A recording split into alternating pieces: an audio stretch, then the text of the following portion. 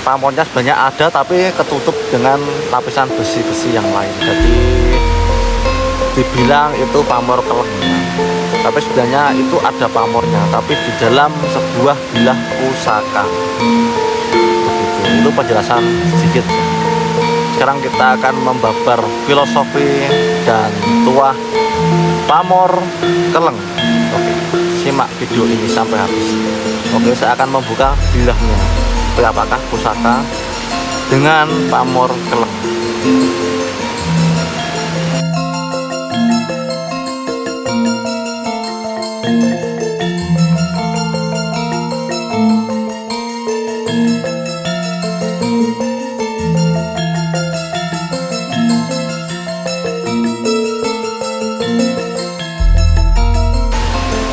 Halo Sobat Tosanaji Nusantara, kembali lagi di channel Budi Tosanaji Nusantara. Kali ini saya membabar sebuah pamor ya, yaitu pamor keleng atau pamor yang tidak kelihatan, cuma gelap, cuma hitam saja. Ya, banyak orang yang mengira itu tidak ada pamornya, tapi sebenarnya itu ada pamornya, cuma mungkin sudah tertutup atau sang empu sengaja untuk menutup pamor itu hanya ada di dalam bilah pusaka. Jadi pamor itu tidak nampak begitu. Pamor keleng itu seperti besi yang hitam legap ya, tanpa ada corak putihnya gitu. Keleng ya. Kadang juga ada yang sudah terlalu lama atau sudah terlalu sepuh, ada kelihatan sedikit-sedikit itu atau garis-garis begitu. Jadi kan terserah usianya ya. Kalau usianya yang sudah sepuh, yang sudah terkorosi parah, itu biasanya akan kelihatan sedikit-sedikit itu. Tapi itu dulunya memang keleng, jadi hitam legap. Oke. Sekarang saya membawa pusaka berdapur brojol pamor keleng. Oke, yang saya bahas sekarang ini yaitu pamor keleng. Apa filosofi dan tuah pusaka dengan pamor keleng atau pamor hitam? Oke, cuplikan yang saya dengar dari orang-orang ya, pamor keleng itu ada kekuatan tersembunyi yang tidak bisa dilihat oleh siapapun. Bahkan sang empu menyembunyikan filosofi pamor itu sendiri ya. Dan itu bersifat seperti rahasia gitu ya. Jadi pamor itu rahasia. Ini pamornya apa itu bersifat rahasia atau disembunyikan ya. Dinamakan keleng, yaitu hitam legap yang tersembunyi. Oke. Saya membawa pusaka brojol dengan warangka Branggah Jogja ya. Ini Branggah Jogja. Ini warangkanya sudah sepuh sekali, Bang.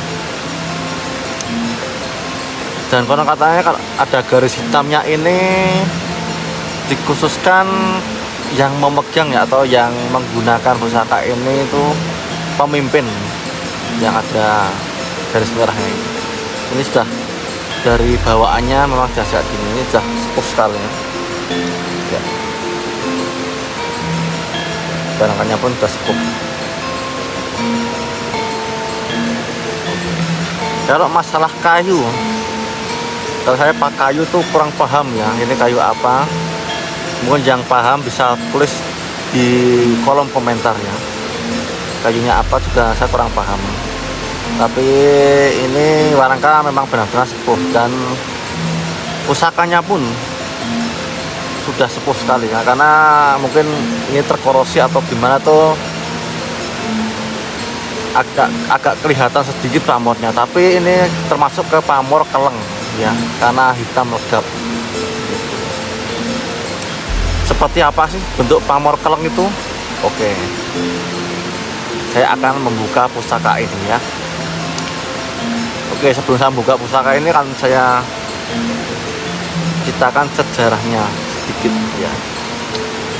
Jadi sang empu itu menempa pusaka itu sebenarnya dikasih pamor atau besi putih ya, atau meteorit lah itu. Zaman dulu kalau katanya pakai meteorit ya.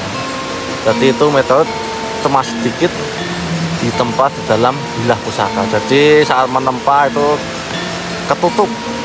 Jadi empu menempa pusaka itu pamornya sebenarnya ada tapi ketutup dengan lapisan besi-besi yang lain. Jadi dibilang itu pamor keleng ya. Tapi sebenarnya itu ada pamornya tapi di dalam sebuah bilah pusaka. Begitu. Itu penjelasan sedikit ya. Sekarang kita akan membabar filosofi dan tuah pamor keleng. Oke, simak video ini sampai habis. Oke, saya akan membuka bilahnya. Apakah pusaka dengan pamor keleng.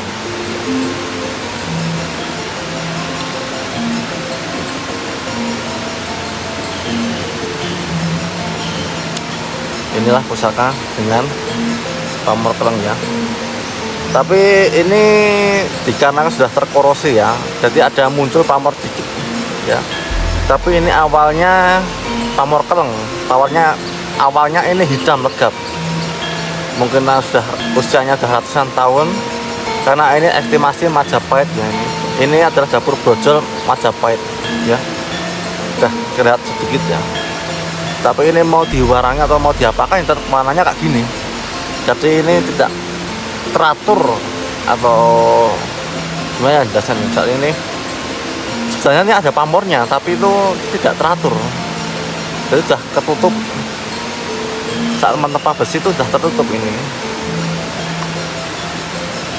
Mungkin ini karena sudah terlalu sepuh, jadi ini sudah terkikis dan keluarlah pamor kecil-kecil yang ada di dalamnya. Sebenarnya ini ketutup, ini sebenarnya ada pamornya sedikit ya. Mungkin di kamera tidak terlihat ya, tapi saya bisa melihatnya ini ada pamornya sedikit. Tapi tidak bisa dibaca ini pamor apa, itu tidak bisa dibaca karena ini sudah tertutup ya. Mungkin butuh waktu lama lagi saat kegesek-gesek warangka ini mungkin akan terlihat lagi ini mungkin. Karena saat kita meloloh pusaka otomatis tergesek kayu di sisi-sisi ini ya.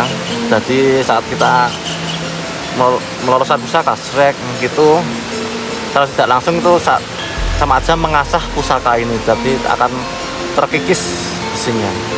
Apalagi ini besi sepuh banget, jadi ketika kita buka itu akan terkikis dan akan terlihat pamornya apa, bentuknya apa. Tapi ini pamornya tidak teratur ya, ini tidak teratur. Jadi ini sang empu menciptakan pusaka sebenarnya memang disengaja ditutup, atau mungkin dulu bahannya memang adanya cuma sedikit ya di tempat di sini tapi hilang karena ketutup. Jadi ini mungkin butuh waktu lama lagi untuk bisa memunculkan pamor ini. Oke. Sekarang kita akan membahas tuah dan filosofinya. Oke. Simak video ini sampai habis. Oke, makna pamor keleng. Keleng berarti hitam, gelap atau pekat. Pamor keleng biasanya tampak dominan gelap, kadang hampir tanpa motif pamor yang mencolok. Justru kesederhanaan inilah yang dianggap memiliki kekuatan batin tinggi. Oke, inilah filosofi dan tuah pamor keleng. Kesaktian dan wibawa pamor keleng melambangkan kekuatan yang tersembunyi. Pemiliknya dipercaya memiliki wibawa alami disegani tanpa banyak bicara. Oke, yang kedua, perlindungan gaib sering dikaitkan dengan tolak bala, penangkal energi negatif, santet atau niat buruk dari orang lain. Yang ketiga, kesederhanaan dan kebijaksanaan, tidak menonjolkan kemewahan, melambangkan pribadi yang rendah hati, matang dan dalam melakukan spiritual. Yang keempat, ketaguhan hati warna gelap melambangkan ketegasan, ketahanan mental dan konsisten dalam menghadapi cobaan hidup. Yang kelima nih ya, yang terakhir, cocok untuk pemimpin, laku batin banyak dipercayai cocok untuk pemimpin orang yang mendalami spiritual, orang yang sering menghadapi konflik atau tekanan berat. Itulah filosofi yang saya babarkan tadi ya. Jadi ini ya cocok bagi orang-orang yang saya bahas tadi ya, yang ada banyak konflik atau ya saat kita beraktivitas banyak yang masalah-masalah yang mendatang itulah gitu. Carilah pusaka yang berpamor keleng, itu juga bagus. Dan kalau katanya juga teman saya pernah bilang yang ahli pusaka gitu, pamor keleng juga bisa untuk tindih juga ya. Mungkin kalau katanya ya, soalnya aku nggak tahu, itu juga bisa untuk tindih, jadi untuk menindih hal-hal negatif gitu. Karena juga filosofinya memang kayak gitu, filosofinya juga untuk menindih hal yang negatif atau penolak bala gitu. Itu bisa untuk menindih pusaka-pusaka lain gitu. Menindih itu bukan untuk ditaruh di atasnya pusaka lain, enggak, tetap ditaruh di tempat yang aman, yang bersih. Jadi dia akan menyerap energi-energi negatif ya. Jadi biar energi yang di dalam pusaka lain itu terasa netral atau tidak membawa hawa panas pada sang pemilik. Oke, kita lanjut lagi pembahasan pamor keleng.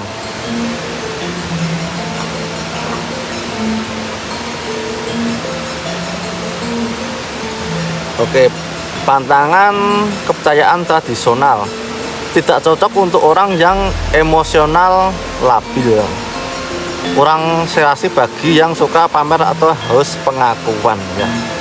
Kesimpulan, pamor keleng bukan tentang keindahan visual, tetapi tentang isi kedalaman dan kekuatan batin. Dalam filosofi Jawa, sing penting kuwi dudu Allah nanging jero lan kebak isi. Atau dibahasakan Indonesia, yang gelap bukan berarti buruk, tapi dalam dan penuh makna. Nah itulah, jadi sifatnya ini sangat dalam dan penuh makna sekali ya. Walaupun gelap ya, tidak terlihat ini, tapi ini maknanya sangat luar biasa dahsyatnya. Oke, bagi sobat Tosanaji yang memiliki masalah apa yang saya ucapkan tadi ya, itu yang saya ucapkan tadi itu dari buku Tosan Aji ya. Jadi itu sang empu yang membuatnya. Jadi banyak masalah, banyak konflik, itu wajibkan memiliki pusaka dengan pamor keleng ya. Dan ini juga cocok buat tindih ya. Kalau yang saya pegangnya adalah estimasi Majapahit ya, Majapahit kuno.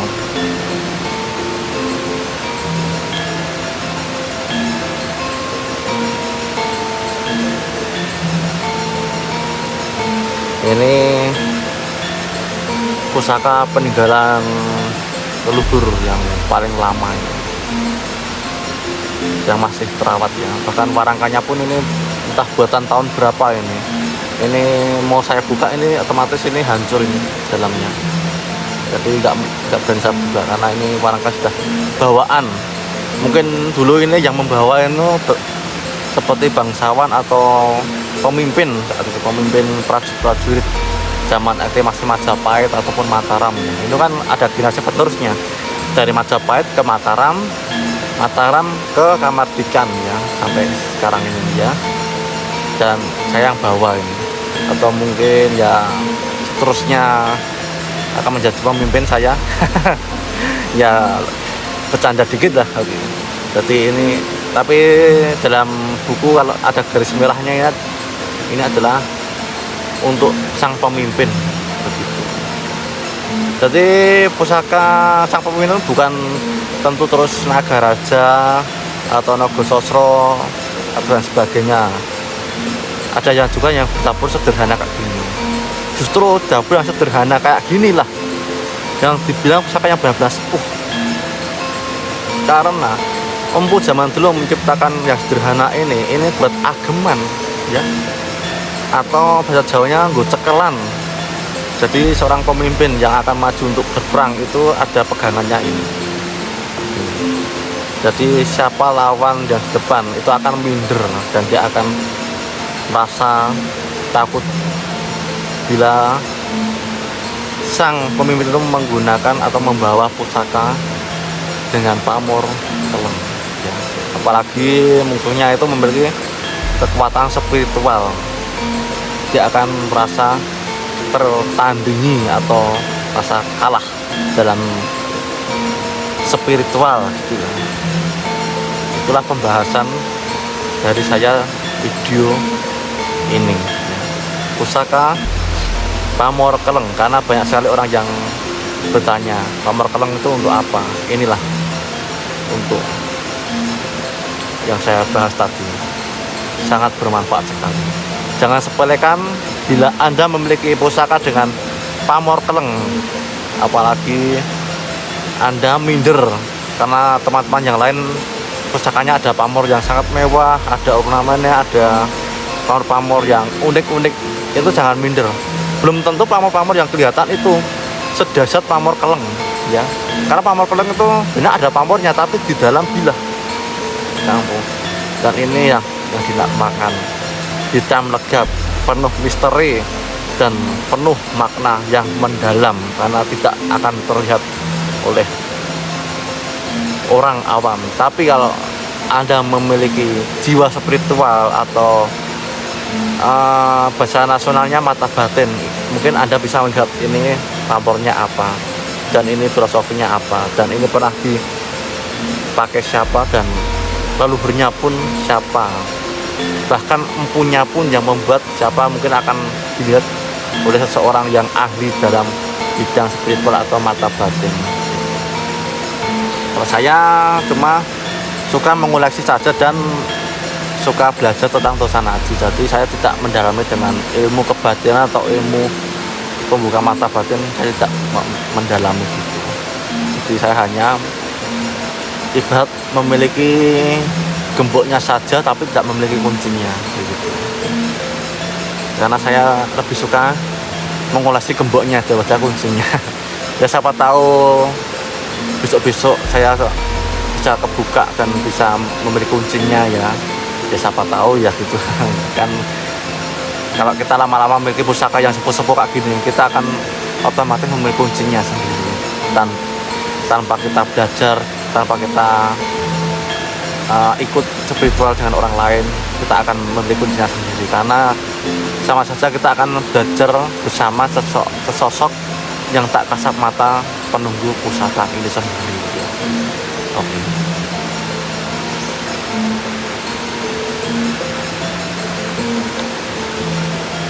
Oke, terima kasih atas pembahasan video kali ini. Semoga video ini bisa menambah wawasan bagi Sobat Tosan Aji Nusantara, dan bisa sharing-sharing di kolom komentar. Kalau ingin request apa, nanti akan saya bahas di video selanjutnya. Oke. Salam Rahayu pecinta Tosan Aji Nusantara, salam sejahtera bangkit Tosan Aji Indonesia.